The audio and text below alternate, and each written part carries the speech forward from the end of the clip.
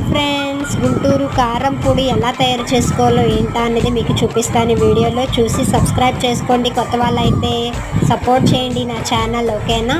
ఇంకా అలానే 2 కేజీల మిరపకాయలకి పసుపు కొమ్ములు ఒక 1/2 కేజీ తీసుకొని దంచుకొని పెట్టుకున్నానండి. ధనియాలు ఒక 1/2 కేజీ తీసుకున్నాను.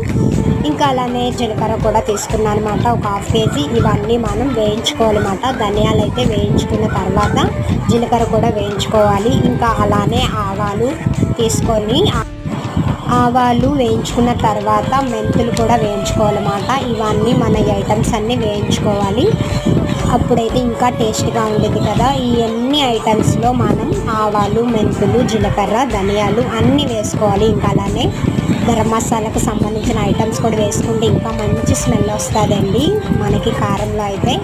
ఓకే ఫ్రెండ్స్, ఈ వీడియో ఎలా ఉంది ఏంటి కామెంట్ చేయండి. ఫైనల్గా అయితే మిరపకాయలు అన్నీ యాడ్ చేసేసాను. ఓకేనా, బాయ్ బాయ్.